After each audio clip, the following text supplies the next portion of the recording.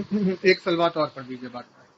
اللهم صل على على وآل محمد محمد وآل وعجل فرجه. محمد وعجل فرجه۔ آپ تمام صاحبان ایمان سے تاخیر کے لیے معذرت۔ آج ایک ان ایکسپیکٹڈ واقعے کی وجہ سے تھوڑی سی دیر ہو گئی۔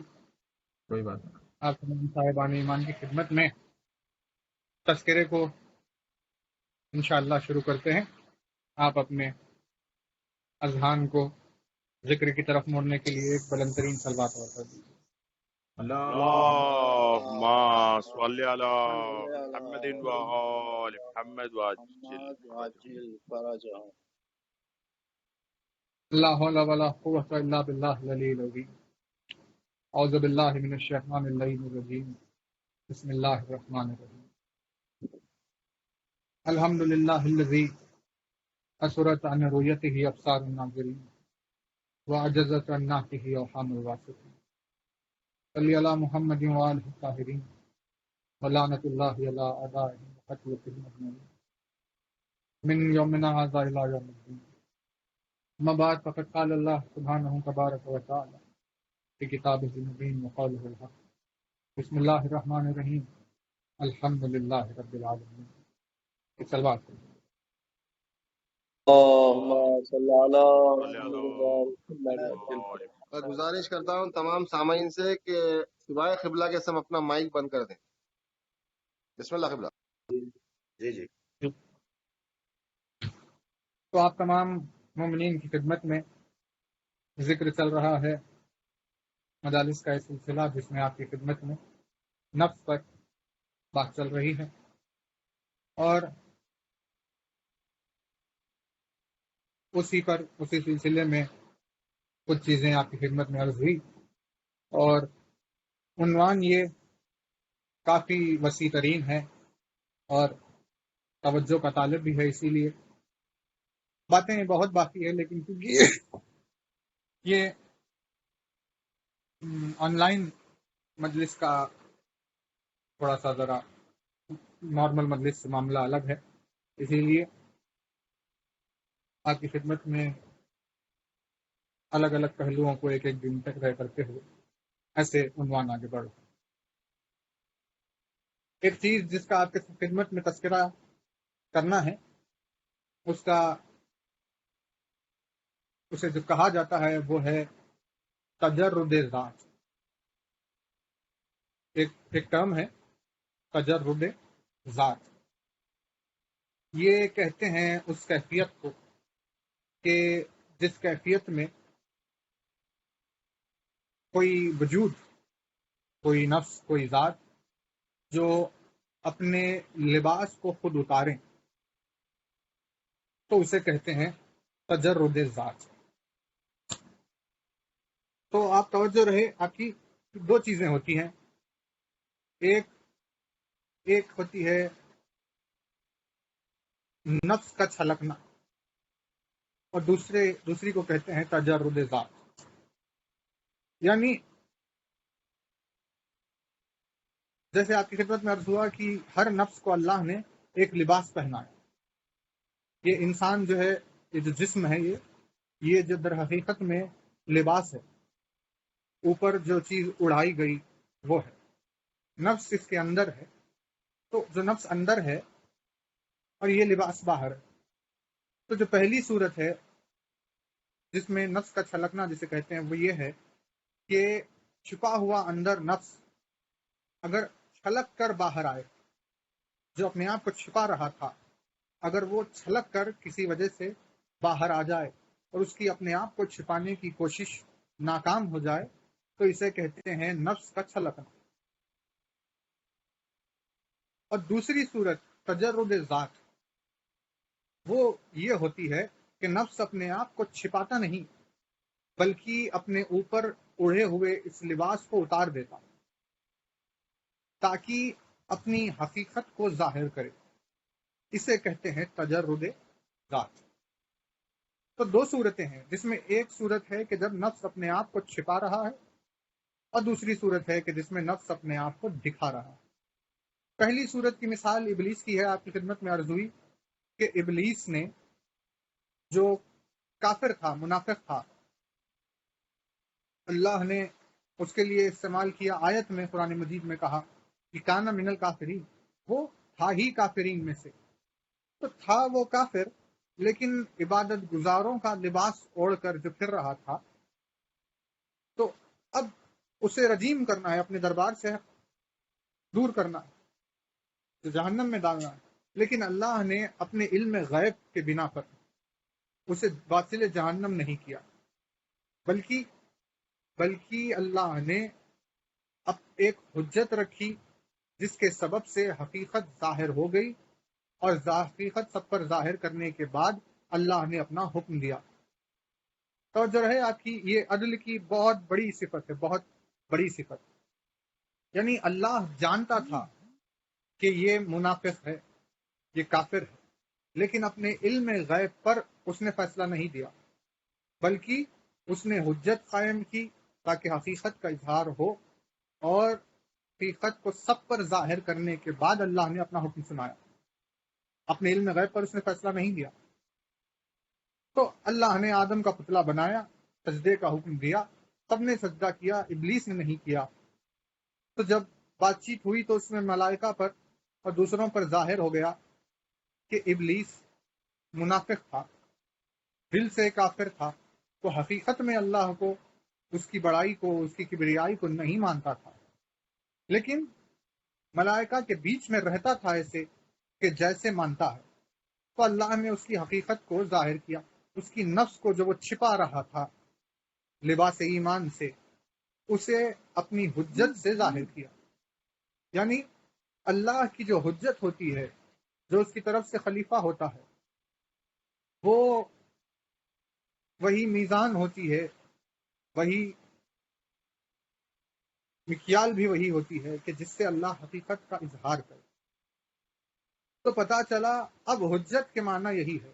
اسی لیے امام نے اپنے آپ کو حجت کہا، اور امام نے آدم کے اس واقعے کو میدان غدیر سے بھی ملایا، جس میں صادق عالیہ ابا نے فرمایا کہ غدیر کا دن ویسا ہی ہے انسانوں کے لیے جیسے سجدہ آدم کا دن تھا ملائکہ کے لیے. جس نے اسے قبول نہیں کیا وہ رجیم ہو گیا. تو اب غدیر کے دن کے اعلان کو جس نے قبول نہیں کیا وہ شیطان کی مانند ہے جو کہ رجیم ہو گیا. تو جیسے اللہ نے اس کی ہزاروں سال کی عبادتوں کی پرواہ نہیں کی، صرف ایک سجدہ آدم کے انکار میں جیسے ابلیس کو رجیم بنا دیا، ویسے ہی ہزاروں سال کی کتنی ہی کیوں عبادتیں کرنا ہو، لیکن اگر ایک غدیر کے دن کا کسی نے انکار کیا تو وہ شیطان کی طرح رجیم بارگاہ الہی ہو جائے گا. اور وہ کیا کہنے قبلہ، سبحان اللہ. اب وہ ابلیس ہو گیا. تو اب دیکھیے، توجہ رہے آپ کی کہ اللہ نے اپنے علم غیب پر فیصلہ نہیں کیا، بلکہ اللہ نے حجت کو قائم کیا.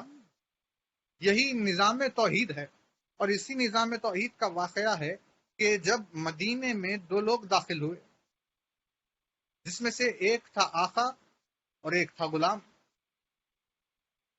جیسے ہی مدینے میں داخل ہوئے تو غلام نے اپنے آقا سے کہا کہ میری بات سن اے میرے غلام، میری خدمت کر اے میرے غلام. تو اب آقا ہو گیا پریشان کہ بھئی یہ میرا غلام مجھے کو غلام کہہ رہا ہے. تو غلام نے آقا سے کہا کہ تم میرے غلام ہو، اور آقا تو یہی کہہ رہا ہے کہ بھئی تم میرے غلام ہو. اب لوگوں نے جو آ جا رہے تھے، جب ان لوگوں نے یہ سنا کہ دونوں ایک دوسرے کو غلام کہہ رہے ہیں، تو اب سمجھ میں نہیں آیا کہ کون غلام ہے. اور جو رہے آپ کی، تو اب انہیں لے کر خلیفہ کے پاس آئے کہ بھئی یہ دونوں آپس میں ایک دوسرے کو غلام کہتے ہیں، ہمیں سمجھ میں نہیں آ رہا کہ غلام کون ہے. تو کچھ بھی سمجھ میں نہیں آیا خلیفہ کو، اور حسب معمول ہمیشہ کی طرح سب نے طے کیا کہ ٹھیک ہے ہم یہ سوال جا کر علی سے پوچھتے ہیں. اور وہ سب کے سب دربار علی میں آئے اور انہوں نے پوچھا کہ بتائیے کہ بھئی ان دونوں میں غلام کون ہے. تو اس وقت جب ان دونوں کی پیدائش بھی نہیں ہوئی تھی، اس وقت بھی مولا کائنات کو علم تھا کہ ان دونوں میں سے کون غلام ہے اور کون آقا ہے. لیکن مولا کائنات نے اپنے علم غیب پر فیصلہ نہیں دیا، بلکہ خنبر سے کہا کہ خنبر تم ایک دیوار بناؤ اور دیوار میں 2 سوراخ بناؤ تاکہ دو لوگ اپنا سر اس میں ڈال سکے۔ جب یہ بات ہو گئی ان دونوں سے کہا کہ اپنے اپنے سر اس میں ڈالو، اور دونوں نے سر ڈالے۔ مولا کائنات نے زور سے خنبر سے کہا کہ خنبر، ان دونوں میں سے جو غلام ہے اس کا سر کاٹ دو۔ تو جیسے ہی مولا کی یہ آواز غلام کے کانوں میں پڑی، اس نے اپنا سر نکال دیا۔ جب اس نے اپنا سر نکالا تو مولا نے کہا یہ غلام ہے اور یہ دوسرا والا آقا ہے۔ تو اب سوال یہاں یہ اٹھے گا کہ جب آپ کو معلوم تھا کہ غلام یہ ہے اور آقا یہ ہے، تو آپ نے تبھی کیوں نہیں نشاندہی نہیں کر دی کہ آقا کون ہے، غلام کون ہے؟ تو مولا نے کیا جواب دیا؟ وہ اسی لیے کیونکہ سنت توحید ہے، اب پہلے اپنی حجت کو قائم کرنا، نہ کہ علم غیب کا فیصلہ دینا۔ کیونکہ اللہ نے علم غیب پر آدم کے وقت فیصلہ نہیں دیا اور حجت قائم کر کے فیصلہ دیا، تو میں اس کی نفس ہوں، لازمی ہے کہ مجھ میں یہی مزاج ہو کہ میں پہلے حجت قائم کروں پھر اس کے بعد فیصلہ دوں۔ تو یہ نفس خدا کی صفت ہے کہ جس صفت کے سبب سے وہ مظہر اور نفس کس کا ہے یہ سمجھ میں آتا۔ تو یہ پہلی صورت آپ پر واضح ہو گئی کہ پہلی صورت یہ ہے کہ جس میں کوئی نفس اپنے آپ کو چھپانے کی کوشش کرتا ہے، لیکن کسی واقعے کے سبب، کسی بات کی وجہ سے، کسی چیز سے چھلک کر باہر آ جاتا ہے اور اس کی حقیقت ظاہر ہو جاتی۔ یہ ہے ایک صورت کہ جہاں چھپنے کی کوشش میں وہ ظاہر۔ اور دوسری صورت ہے جسے کہتے ہیں تجرد ذات، یعنی جس میں نفس خود اپنے اوپر کے لباس اتارتا ہے تاکہ اس کی حقیقت سمجھ میں آئے کہ وہ کون ہے۔ تو ان دونوں صورتوں میں جہاں ایک اپنے آپ کو چھپا رہا ہے، دوسرا اپنے آپ کو ظاہر کر رہا ہے، اسے کہتے ہیں تجرد ذات۔ تو اب دیکھیے، حالانکہ مثال اگر ہو تو بات طویل ہوگی، لیکن مثال کو چھوڑتے ہوئے آپ کی خدمت میں عرض کرے تیزی سے کہ تجرد ذات کا واقعہ کہیں بھی آپ کو نظر نہیں آئے گا سوائے میدان کربلا کے، کہ جہاں پر آہستہ آہستہ روز عاشور حسین نے اپنی حکمت کے سبب سے آہستہ آہستہ نے اوپر اڑے ہوئے لباسوں کو اتارا تاکہ حقیقت حسین ظاہر ہو۔ کیونکہ آپ دیکھیے، کتاب کا نام حقائق الوسائط ہے، جس میں مولا کا خطبہ جمع ہے، اور کتنی اور کتابوں میں ہیں جس میں مولا کے خطبے ہیں، جس میں مولا نے کیا کہا؟ مولا نے کہا کہ ہم جب عالم لاہوت میں گئے تو ہم لباس لاہوت پہن کر گئے، ہم جب عالم ملکوت میں گئے تو لباس ملکوت پہن کر گئے، اور ہم جب عالم ناسوت میں یعنی انسانوں میں آئے تو ہم لباس انسانیت اوڑھ کر آئے۔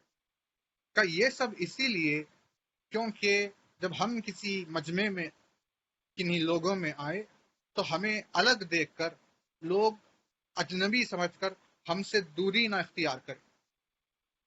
یہ ہے نا آپ کی توجہ؟ یعنی آپ دیکھیے، ہر ایک میں، ہر خلق میں، ہر ایک مخلوق میں یہ مزاج ہوتا ہے۔ اگر آپ کو کوئی دوسرا انسان ہی نظر آیا تو آپ اس سے نہیں جھجکتے، اس سے بات کرتے ہیں، اس سے دوستی کرتے ہیں، یا جو بھی ہے۔ جانوروں میں یہ مزاج پایا جاتا ہے۔ اگر آپ بکریوں میں لے جا کر ایک بکری کو چھوڑ دے تو وہ پریشان نہیں ہوتی، کیونکہ وہ اپنے اطراف میں سب کو اپنے جیسا جب دیکھتی ہے تو اطمینان میں رہتی۔ بات کیا پتہ چلی؟ مزاج یہ ہوتا ہے کہ اگر ہم اپنے سے الگ کسی کو دیکھیں تو ہم اس سے تھوڑا سا دوری اختیار کرتے ہیں۔ تو مولانا نے وجہ یہی بتائی، حکمت یہی بتائی کہ کہیں تم لوگ ہم سے دور نہ ہو جاتے، ہمیں اجنبی نہ سمجھتے، اسی لیے ہم جہاں گئے ویسا ہی لباس اوڑھ کر گئے ہیں۔ تو اب اگر انسانیت کے بیچ میں علی انسانیت کا لباس اوڑھ کر اگر آیا ہے تو اس کا مطلب یہ نہیں ہے کہ کوئی علی کو انسان سمجھ بیٹھے، وہ صرف ایک اوبر کا لباس ہے جو وہ نور خدا اوڑھا ہوا۔ جب وہ اپنے لباس کو اتارے تو اس کی حقیقت ظاہر ہو جائے گی، لیکن کیونکہ انسانیت میں یہ طاقت نہیں ہے کہ حقیقت کو دیکھ سکے، اسی لیے ان پر احسان کرتے ہوئے وہ لباس کو اوڑھے ہوئے۔ کیا کہنے، ویسے ہی واہ واہ واہ واہ. بہت خوب، ویسے ہی مولا نے کہا جب ہم ملکوت میں تھے تو ملکوت کا لباس اوڑے ہوئے تھے تاکہ جبریل و میکائیل و اسرافیل ہمیں دیکھ کر پریشان نہ ہو جائے. جب ہم لاہوت میں تھے تو لباس لاہوت میں تھے. تو پتہ کیا چلا؟ پتہ یہ چلا در حقیقت میں علی کا کوئی لباس ہی نہیں ہے. جس بزم میں آتے ہیں تو وہ لباس اوڑھ کر آتے ہیں، لیکن حقیقت ان کی ویسی ہے کہ جیسے اللہ کے لیے کسی لباس کا تصور نہیں، ویسے ہی نفس اللہ کے لیے بھی کوئی لباس کا بہت خوب بہت کیا خوب کہنے، سبحان اللہ. کیا اب کہنے سمجھ واہ کیا واہ واہ. کہنے. کوئی تصور. تو اب دیکھیے تجرد ذات پر بات ہو رہی تھی. تو تجرد ذات یعنی کہ جب نفس نے لباس اوڑھا ہے، اندر نفس ہے اور آپ باہر لباس سے اڑا ہوا ہے، اور اگر انسانیت کا لباس اڑا ہوا ہے اور انسانوں کے بیچ میں ہے، جس کی وجہ سے انسان سارے جو دوسرے ہیں حقیقت میں جو خلق انسان ہوئے ہیں وہ سمجھنے لگے کہ یہ بھی انسانی ہے، ہمارے ساتھ جو ہے تو یہ بھی انسانی ہے، اور وہ اس کے رتبے کو، اس کے مرتبے کو نہیں پہچان رہے ہیں. تو ایسی صورت میں کبھی کبھی ذات کی مرضی، اس نفس کی مرضی کہ تجرد ذات کا ایک عمل اختیار کیا جاتا. حالانکہ دیکھیے عقل مند کے لیے مولا کی زبان سے نکلا ہوا ایک جملہ یا کوئی ایک سادی سی کوئی حرکت یا کوئی ایک چھوٹا سا عمل یا یہ کہ مولا کے اٹھنے بیٹھنے کا طریقہ یا مولا کی پاک دامنی، پاکیزگی اور طہارت کے بتائے ہوئے اصول، کچھ بھی ایک عقل مند کے لیے مولا کی زندگی کا ایک لمحہ کافی ہے اس بات کو سمجھنے کے لیے کہ یہ انسان نہیں ہے بلکہ یہ اللہ کی حجت ہے. ایک صاحب عقل کے لیے کافی ہے. لیکن دنیا کیونکہ جاہلوں سے بھری ہوئی ہے، اسی لیے کبھی کبھی یہ عمل ہوتا ہے کہ تم ہمیں کیا سمجھ رہے ہو، تم ہماری حقیقت کو نہیں پہچان رہے ہو. تو اس وقت ہوتا ہے تجرد ذات کا یہ عمل کہ جہاں ذات اپنے اوپر کے لباس کو ہٹاتی ہے تاکہ سمجھ میں آئے دنیا کو کہ تم کیا ہو اور ہم کیا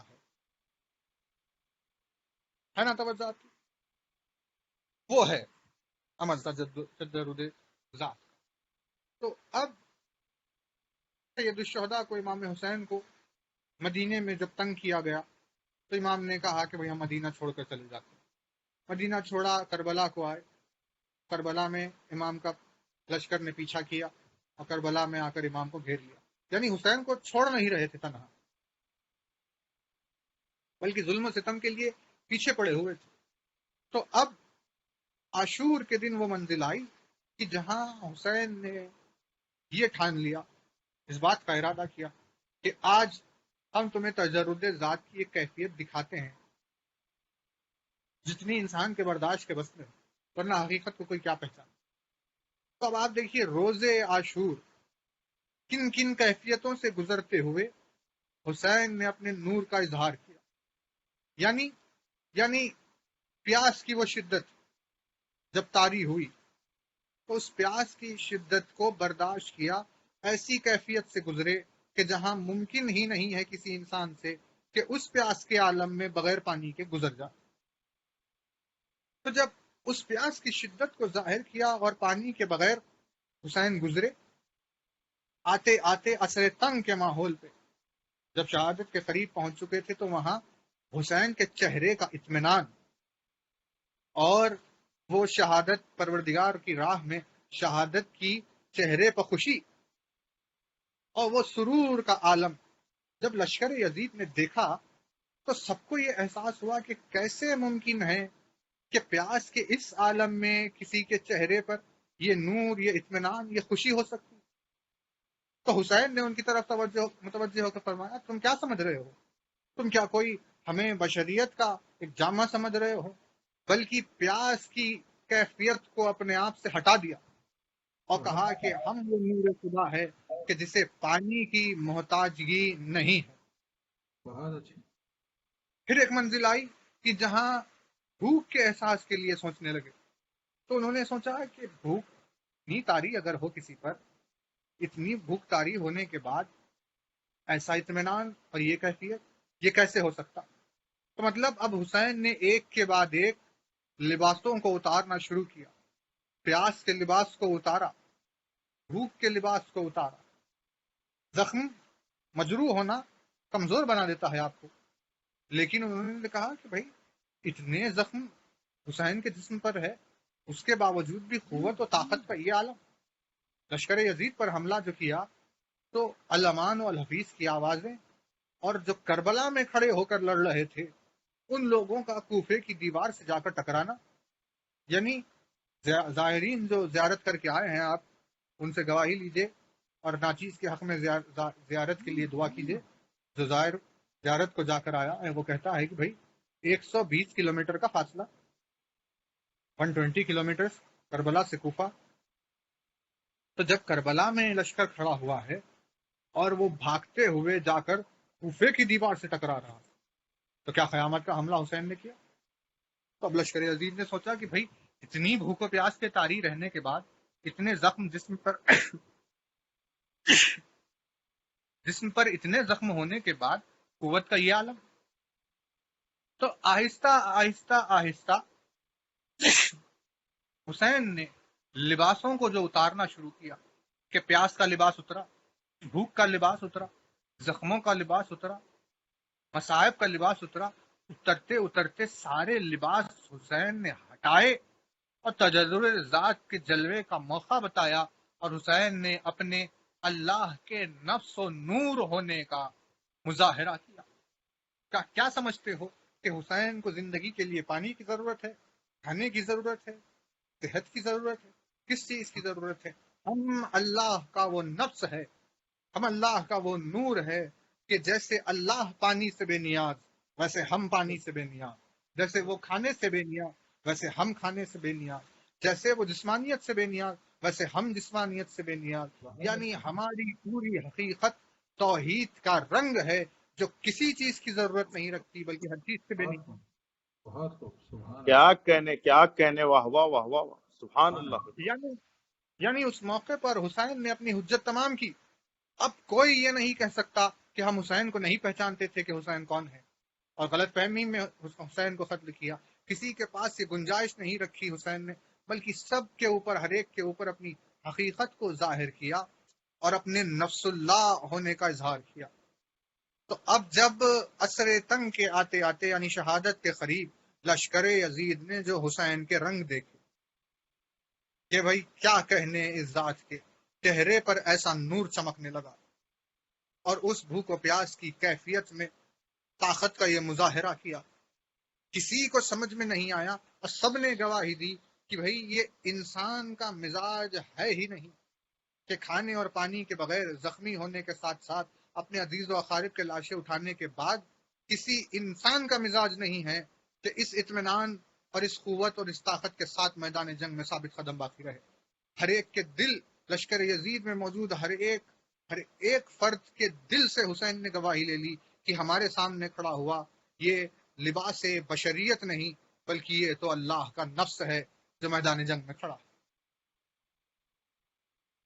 اب وہ بات اور ہے کہ دنیا کی لالچ میں اور اپنے نفسانی خواہشات میں ڈوبے ہونے رہنے کے باوجود وہ دیکھی ہوئی حقیقت کو قبول نہیں کر پائے، یہ بات اور ہے. لیکن ان کے دل گواہی دے رہے تھے کہ ہم جس سے لڑ رہے ہیں وہ کوئی بشر نہیں ہے بلکہ وہ اللہ کی حجت ہے. یعنی یہ ایک کیفیت و حقیقت.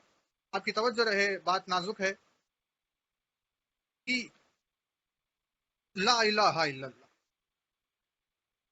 کون مسلمان ہے جو یہ گواہی نہیں دیتا کہ بھئی اللہ کے سوا کوئی معبود نہیں؟ زبان نہیں تھکتی، صبح و شام اس کے وجود کی گواہی دیتے رہتے ہیں. لیکن کسی سے اگر کوئی پوچھا جائے کہ بھئی بتائیے کہ جس اللہ کی آپ گواہی دے رہے ہیں آخر وہ کیا ہے، وہ کیسا ہے، وہ کہاں ہے؟ کوئی نہیں ہے. کلمہ پڑھنے والے اتنے لاکھوں کروڑوں لوگوں میں کوئی ایک نہیں ہے جو آپ کو ان سوالوں کا جواب دے. یعنی عقل سے پرے، سوچ سے پرے، سمجھ سے باہر. یہ کیا ہے؟ یہ ہے اس کی توحید. اب اس نے اپنی طرف سے اپنے پیغام کو پہنچانے کے لیے حجت کو بھیجا انسانیت کا لباس اڑا کر، تو انسان نے حجت کو بھی اپنے جیسا سمجھنے لگا. جب یہ منزل ہوئی تو حسین نے آشکار کیا اور لباس انسانیت کو اتار دیا اور اپنے نور کا اظہار کیا، اور ویسی ہی کیفیت جیسے اس کی کیفیت ہے کہ وہ کیا ہے سمجھ میں نہیں آتا، کیسے ہے سمجھ میں نہیں آتا، کب سے ہے سمجھ میں نہیں آتا، کہاں ہے سمجھ میں نہیں آتا، ویسی ہی کیفیت حقیقی میں انسانیت نے، یعنی توجہ رہا کی بات نازک ہے کیونکہ سوائے اس کے کوئی معبود نہیں، لیکن انسانیت نے اگر کسی وقت توحید کے مزاج کو محسوس کیا ہو تو وہ صرف اسی وقت ہے کہ جب ان کے سامنے امام موجود کھڑا ہوا ہو. بہت اچھے. یعنی بارگاہ علی میں اگر کوئی چلا جائے سبحان اللہ سبحان اللہ. تو کیا وہ صرف کہنے دربار علی میں نہیں ہوتا بلکہ علی کے پہلو میں بیٹھے ہوئے وہ اللہ کی کبریائی کو محسوس کرتا ہے کہ اگر خدا ہوگا تو کیسا ہو. بہت خوب بہت خوب. یعنی علی وہ نور ہے کہ جس نور کے سوا انسان کے پاس اللہ کی توحید کے لیے کوئی دلیل نہیں.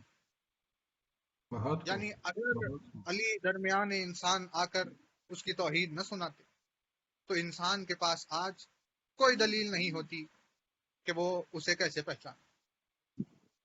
تو یہ اس بات پر آپ کی توجہ رہے کہ مولا نے ایک مختصر جملہ، بے انتہا مختصر جملہ کہا ہے، لیکن جملہ مختصر ہے لیکن اس کے معنی اتنے پھیلے ہوئے ہیں کہ یہ عالمین کی وسعت ان معنی کے سامنے چھوٹی پڑ جائے گی. جملہ سنیے، مولا نے فرمایا الحمد للہ دال. مولا نے کہا الحمد للہ دال، بس ختم. اتنا مختصر جملہ لیکن اس میں چھپے ہوئے اسرار. کیا کہا مولا نے؟ مولا نے کہا صاحب حمد ہے وہ پروردگار جس نے دلیل دی. بہت اچھے بہت اچھے. ہے نا؟ مولا نے کہا کہ حمد و سپاس کا سزاوار ہے وہ پروردگار جس نے دلیل دی. اتنا مختصر جملہ لیکن معنی جس نے دلیل دی. کہا ٹھیک ہے، اب اس میں چھپی ہوئی پہلی چیز، پہلا سوال کہ بھائی کس چیز کی دلیل دی؟ اس نے دلیل دی تو کس بات کی دلیل دی؟ جس نے اپنے ہونے کی دلیل دی. بہت خوب. یعنی دلیل دی کہ میں ہوں. اللہ نے اپنے ہونے کی دلیل دی. بہت خوب بہت خوب. کہ بھائی اس نے اپنے ہونے کی دلیل کیوں دی؟ دوسرا سوال کہا وہ اسی لیے دی کیونکہ وہ بغیر دلیل کے سمجھ میں نہیں آتا، بہت اچھے بہت اچھے. کیونکہ وہ آپ کے سامنے نہیں ہے، وہ آپ کے بازو نہیں ہے، دکھائی نہیں دیتا، سنائی نہیں دیتا، محسوس نہیں ہوتا، چکھنے میں نہیں آتا، آپ اسے سونگھ نہیں سکتے. یعنی پانچوں ہوا سے خمسہ آپ کے کہ جن میں سے کسی ایک سے آپ کوئی چیز کو پہچانتے ہیں، یا دیکھ کر پہچانتے ہیں، یا سن کر سمجھتے ہیں، یا تک کر پہچانتے ہیں، یا جو بھی ہو. پانچ ہوا سے خمسہ کہ اگر کوئی چیز آپ کے لیے ہے تو اسی لیے ہے کیونکہ ان پانچ میں سے کسی ایک میں آتی ہے. اگر پانچوں میں وہ نہیں آ رہی ہے تو وہ چیز آپ کے لیے نہیں ہے. آپ اس کے وجود کا انکار کر دیتے ہیں کیونکہ وہ آپ کو نہ دکھ رہی ہے، نہ سنائی دے رہی ہے، نہ چکھے جا رہی ہے، نہ سونگے جا رہی ہے، نہ آپ اسے محسوس کرتے ہیں. ہے نا توجہ؟ اب کیونکہ ان پانچوں میں وہ نہیں آتا تو پھر آپ اسے کیسے پہچانیں گے؟ لہذا اس نے عقل کے سامنے اپنے ہونے کی دلیل دی کہ میں ہوں. ٹھیک ہے، اب تیسرا سوال کہ بھائی اس نے جو دلیل دی آخر وہ دلیل کہاں ہے؟ وہ دلیل کیا ہے؟ اب اپنی اپنی عقل. کسی نے کہا بھائی وہ جھاڑ ہے. آپ دیکھو جھاڑ زمین سے کیسے اگیا، اور جھاڑ کو دیکھ کر اسے پہچانو جس نے جھاڑ کو اگایا ہے. تو ہم نے کہا بھائی ٹھیک ہے، تو اب جھاڑ ہے دلیل. ہاں بھائی اللہ کے ہونے کی دلیل درخت ہے، جھاڑ. لیکن ہوا کیا کہ وہ جھاڑ 40 سال 50 سال اس کی زندگی تھی، پھر وہ جھاڑ مرجا گیا اور مر گیا. تب جب مر گیا تو اس کی دلیل نہیں ہے، دلیل ختم ہو گئی. تو پتا چلا کہ وہ اپنے ہونے کی ایسی دلیل نہیں دے سکتا کہ جو کچھ دنوں میں ختم ہو جائے. ہے نا توجہ آپ کی بات واضح ہو رہی ہے. درخت اللہ کے ہونے کی 50 سال کے لیے دلیل بنی، یہ پہلی چیز. دوسری چیز، وہ درخت آپ کے گھر میں ہوگا، لیکن جو دوسرا شہر ہے یا دوسرا ملک ہے وہ درخت ہندوستان میں ہوگا، ہے نا. ہندوستان میں وہ درخت ہوگا، عمان میں نہیں ہوگا. تو جو لوگ ہندوستان میں ہیں وہ اس درخت کو دیکھیں گے، جو عمان میں ہے وہ نہیں دیکھیں گے. تو اب اللہ ہندوستان والوں کے لیے ثابت ہوا کیونکہ درخت یہاں ہے تو سب نے درخت کو دیکھا، لیکن عمان میں درخت نہیں ہے اسی لیے وہاں اللہ ثابت نہیں ہوا. تو پتہ یہ چلا کہ یہ درخت اس کی ہونے کی دلیل اس لیے نہیں ہے کیونکہ یہاں ہے اور وہاں نہیں ہے، اور جو یہاں ہے اور وہاں نہیں ہے وہ اس کے ہونے کی دلیل نہیں بن سکتا جو ہر جگہ موجود ہے نا توجہ. اچھا تو اب یہ درخت جو یہاں ہے وہ ہے بھی 50 سال کے لیے، 50 سال کے بعد نہیں ہے. تو جو 50-60 سال کے عرصے کے لیے ہوتا ہے وہ اس کی دلیل نہیں ہو سکتا جو ہمیشہ ہے. تو اب عقل نے یہ طے کیا کہ بھائی دیکھو یہ دلیل ٹھیک ہے آتی جاتی رہتی ہے، لیکن در اصل میں اس کے ہونے کی دلیل وہ ہونی چاہیے کہ جو کسی ایک مدت کے لیے قید نہ ہو، کیونکہ وہ ہمیشہ ہیں اسی لیے اس کے ہونے کی دلیل بھی ہمیشہ ہونی چاہیے. بہت اچھے، سبحان اللہ سبحان کیونکہ اللہ وہ ہر جگہ ہے اسی لیے اس کے ہونے کی دلیل بھی ہر جگہ ہونی چاہیے. سبحان کیونکہ اللہ وہ لامکان ہے اسی لیے اس کے ہونے کی دلیل بھی لامکان ہونی چاہیے. کیونکہ بہت وہ خوب لازمان ہے اسی لیے اس کے ہونے کی دلیل بھی لازمان ہونی چاہیے. اگر اس کی دلیل کسی ایک جگہ تک محدود ہوئی یا کسی ایک وقت تک محدود ہوئی تو پھر اس کا جو اقرار ہے یا لا الہ الا اللہ کا اقرار، یہ بھی کسی ایک مکان تک یا کسی ایک زمان تک رہ جائے گا اور اللہ کی ہمیشگی کا انکار ہو جائے گا. تو اب عقل نے کہا ٹھیک ہے ہم ڈھونڈتے ہیں کہ بھائی کون ہے وہ دلیل جو اسی کے ساتھ ہمیشہ باقی رہنے والی ہے. اب ڈھونڈتے ڈھونڈتے آپ کہاں کہاں نہیں ڈھونڈیں گے. آسان طریقہ ہے کہ بھائی قرآن میں ڈھونڈ لیجئے کہ قرآن ہر چیز کا آپ کو احاطہ کر کے آپ کو سامنے رکھ کر بات کرتا ہے. تو قرآن نے کہا کہ بھائی کل من علیہا فان ویبقى وجہ ربک ذو الجلال والاکرام، کہ جو کچھ بھی ہے وہ سب فنا ہونے والا ہے، باقی اگر رہنے والا ہے تو تمہارے پروردگار کا چہرہ باقی رہنے والا. سبحان اللہ سبحان اللہ اور اسی وجہ پروردگار کو آپ حجت کہیے یا اسے وجہ اللہ کہیے، وہ علی کی ذات ہے جو اللہ کے ہونے کی دلیل ہے. سبحان اللہ سبحان اللہ تو اب اللہ کے ہونے کی دلیل تو اس کا کیا مزاج ہے؟ بات واضح ہو رہی ہے نا. دیکھیے آخری نقطہ ہے کہ اس کا مزاج کیا ہے. وہ 100 سال کے لیے نہیں ہے، وہ سرحدوں میں قید نہیں ہے کہ وہ انڈیا میں ہے یا پاکستان میں ہے، بلکہ اس کی دلیل کا مزاج بالکل اس جیسا ہے، یعنی ہر جگہ موجود، ہر وقت موجود، کھانے اور پانی سے بری، چلنے اور پھرنے سے بری، آنے اور جانے سے اونچا. کوئی چیز ایسی نہیں ہے کہ جس کا آپ اس پر اطلاق کر سکتے ہیں اور آپ کے عقل میں وہ نہیں آتا. یعنی آپ علی کے مزاج کو اگر غور سے دیکھیں، عرفان کی نگاہ سے دیکھیں، تو علی نے کھانا کیوں کھایا، روٹی کیوں کھائی؟ روٹی کھائی اسی لیے محض تاکہ انسان اجنبی نہ سمجھے. تو حقیقت در حقیقت کیا ہے؟ حقیقت یہ ہے کہ روٹی کی اسے ضرورت نہیں ہے. بہت وہ اچھے روٹی کو بہت پیدا اچھے کرتا ہے، اس کے گھر سے آ کر ملائکہ روٹی لے جاتے ہیں. وہ بہت روٹی کا اچھے سبحان محتاج اللہ نہیں ہے، سبحان اللہ کیا بات وہ ہے، روٹی کا کیا محتاج بات نہیں ہے، ہے، وہ کیا پانی کا کہنے محتاج کیا نہیں ہے، کہنے یہ ان کیا تمام کہنے چیزوں کا محتاج نہیں ہے. سبحان اللہ. آپ کی نوازش بے حد. تو اگر آپ غور کر کے دیکھیں تو پتہ یہ چلے گا کہ بالکل کیفیت میں پوز جیسا ہے کہ نہ کھانا نہ پانی نہ مکان نہ زمان نہ رنگ نہ روپ نہ صورت نہ مزاج نہ کیفیت تبدیلی نہ کچھ نہ کیا کہا کہ بھئی کیا ہے، کہ بالکل رنگ توحید. علی میں مزاج توحید پایا گیا. تو توحید یعنی کیا؟ توحید یعنی لا الہ الا اللہ. وہی رنگ ہے اس کا، وہی صورت ہے اس کی، وہی مزاج ہے، وہی نفس ہے اس کا. تو اب جب ایسے رتبے کے نفس کو کوئی پہچانے نہ، تو وہ کیفیت آتی ہے کہ جہاں وہ نفس اپنے لباس کو ہٹا کر، اتار کر کیفیت کو ظاہر کرتا ہے.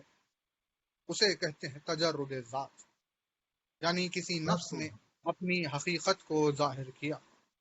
بہت اچھے، اور بہت اچھے. ایسا پورا ایسا منظر آپ دیکھیے 14 معصومین کی ذات میں 14 معصوم کے ہوتے ہوئے ایسا منظر ایک صرف حسین نے کربلا کے میدان میں دکھایا کہ جہاں ایسے کھڑے ہوئے تھے میدان میں ان تمام چیزوں کے بعد کہ جس میں کسی انسان کے لیے آگے بڑھنا ممکن نہیں تھا، بلکہ اس ایک ذات نے اپنے نور خدا ہونے کو کربلا کے میدان میں دکھایا. اتنی حجت واضح ہوئی ہے. اب کی خدمت میں کیا کہیں، ذکر نام حسین آیا ہے تو حدیث اللہ مرسل اکبر. یاد آئی کہ اللہ جس اکبر، میں اللہ رسول خدا نے فرمایا کہ کوئی مومن ایسا نہیں ہے روئے زمین پر کہ جس کے سامنے حسین کا نام لے لیا جائے اور اس کی آنکھ ملنا ہو.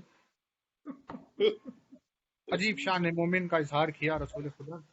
یا حسین، مصائب حسین انسان کے دل پر طاری ہے، لیکن ان ایام کو آپ اپنی اگر نظر میں رکھے تو یہ ایام بھی وہ ایام ہیں کہ جہاں مولائے کائنات کی شہادت کے ذکر سے ایک مومن گزر رہا.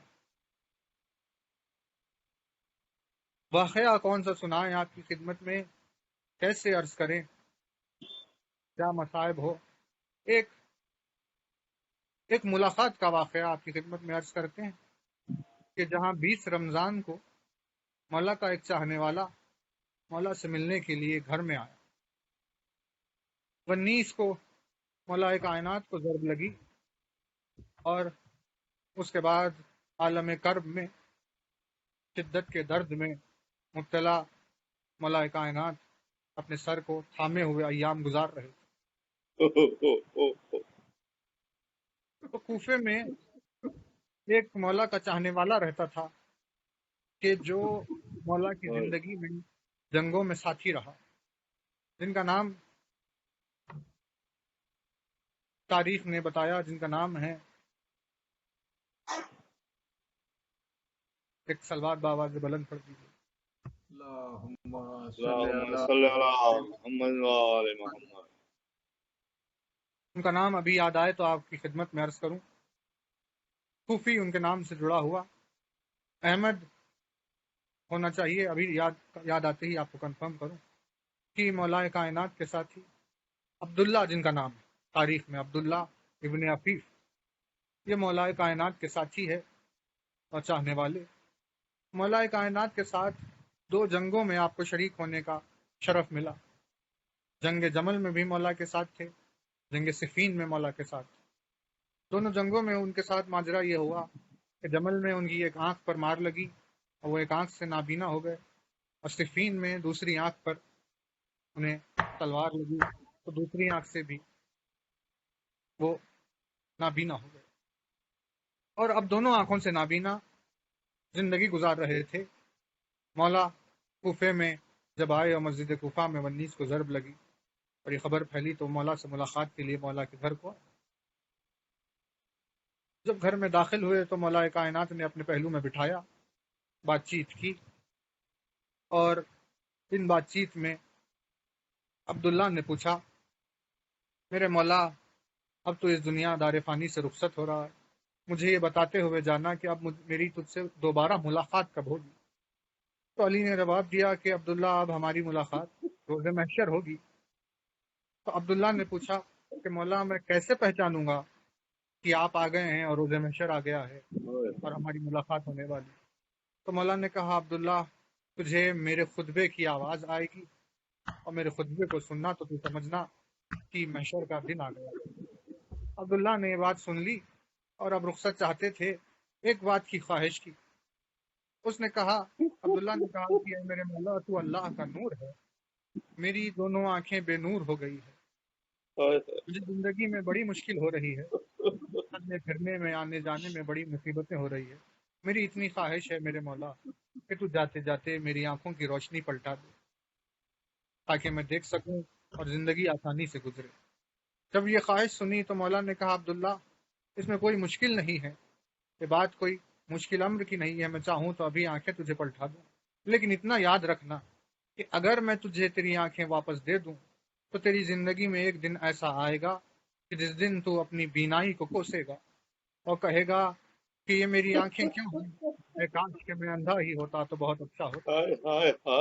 جب عبداللہ نے مولا کے زبان سے یہ جملے سنے تو کہا، مولا اگر یہ بات ہے تو پھر مجھے آنکھیں نہیں چاہیے، میں ایسے ہی زندگی جیوں۔ یہ کہہ کر عبداللہ رخصت ہو گئے۔ 21 کے دن مولا کائنات کی شہادت ہوئی۔ پھر دوبارہ امام حسن اور امام حسین کوفے سے مدینے چلے گئے۔ ایام گزرتے گئے یہاں تک کہ پھر حسین نے مدینہ چھوڑا اور پھر کربلا کی طرف رخ کیا۔ روز عاشور گزر گئی، سارے ایام گزر گئے اور اہل بیت اطہار کی بیویوں کو بے مخنو چادر رسن بستہ کربلا کے میدان سے لے جایا گیا۔ لے جاتے ساری منزلیں طے ہوتے ہوئے قافلہ اہل حرم کا کوفے میں داخل ہوا۔